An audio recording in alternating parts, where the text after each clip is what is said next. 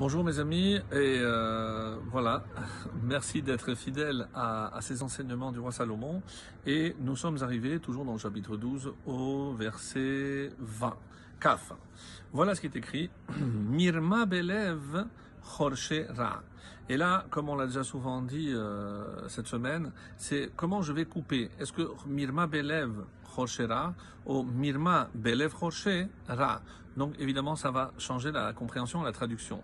Alors, si je choisis une des deux possibilités, Mirma, la fausseté, Belev, Chorshera.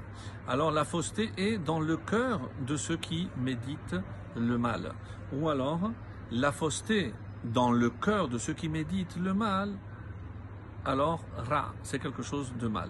Donc, mais au final, donc on a compris le sens, c'est que ce qui médite du mal dans le cœur, donc forcément tout ce qui sort d'eux est faux et n'est pas sincère. Ulyoatse shalom simcha. Mais pour ceux qui yoatse shalom donnent des conseils de paix, donc on va traduire donne des conseils salutaires, simcha, c'est la joie.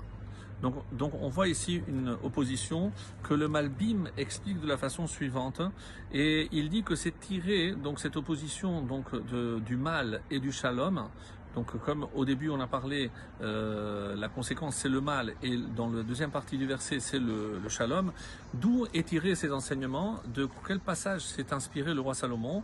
Et alors il dit, ça fait allusion à ce qui est écrit dans le prophète Isaïe au chapitre 45, verset 7. Ose shalom uvore ra.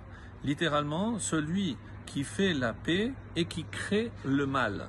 Et il donne ici le Malbim une clé exceptionnelle. Très sincèrement, en quelques mots, il nous a donné la vertu exceptionnelle du shalom, de la paix, et le mal.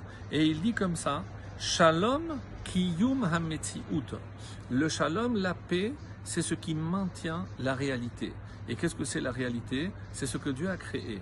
Parce que Dieu a créé le monde en regardant la Torah. Donc forcément, ce qui a été créé correspond à son intention première, c'est-à-dire à son plan qui est la Torah. Vera, par contre, le mal, chorban hametziut. Le mal, c'est la destruction de cette metsiout. Donc cette opposition est extraordinaire. En une phrase, comment il nous a tout résumé. Et il va plus loin et il dit pourquoi le shalom et pas le bien. Parce que par l'opposition, pour nous, le ra, le contraire du mal, c'est le bien.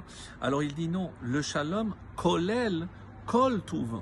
C'est-à-dire que dans le shalom, il est inclus tout ce qui peut être bien.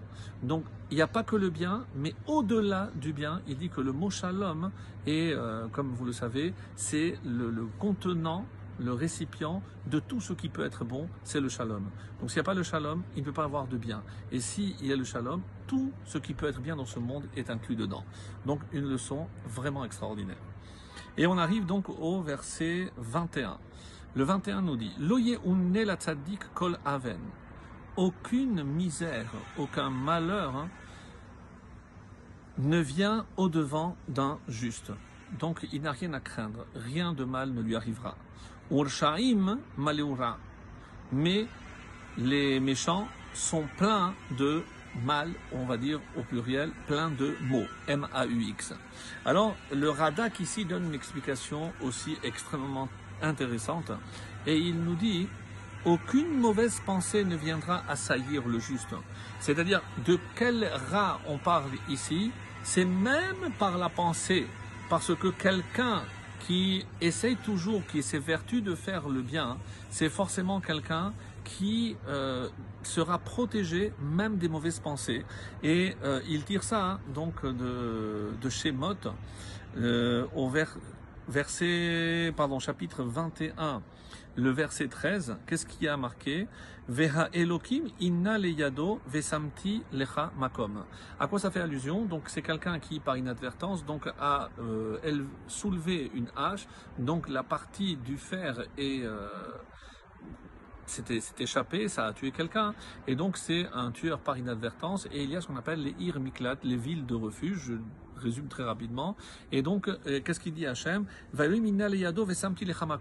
Donc Hachem verra il l'a amené dans sa main, donc sois rassuré que si celui qui est mort, c'est parce que il devait mourir, et je désignerai un endroit, cet endroit fait allusion à une ville refuge. Et les Chachamim font remarquer, Ina leyado vesamti lecha makom. Si je prends les initiales de Ina, c'est Aleph, leyado dans sa main, Lamed, vesamti et je mettrai makom un endroit, et ben ça donne Aleph, Lamed, Vav, Lamed, vous avez trouvé Elul. C'est ce qui fait dire à nos maîtres que le mois de Elul, c'est aussi un temps, pas un espace, mais un temps refuge pour ceux qui ont fait du mal. Et comme on l'a dit, attention de ne pas faire partie de ceux que Dieu utilise pour faire amener une sanction à quelqu'un. Quand Dieu doit punir un méchant, il utilise aussi quelqu'un qui a tendance à faire le mal. Mais pour faire le bien, Hachem utilisera des bonnes personnes.